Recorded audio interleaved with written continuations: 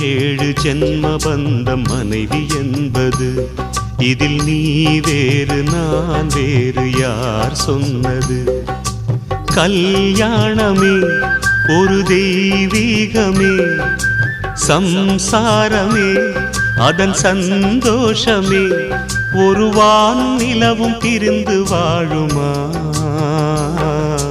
ஏழேழு ஜென்ம பந்தம் மனைவி என்பது, இதில் நீ வேறு நான் வேறு யார் சொன்னது?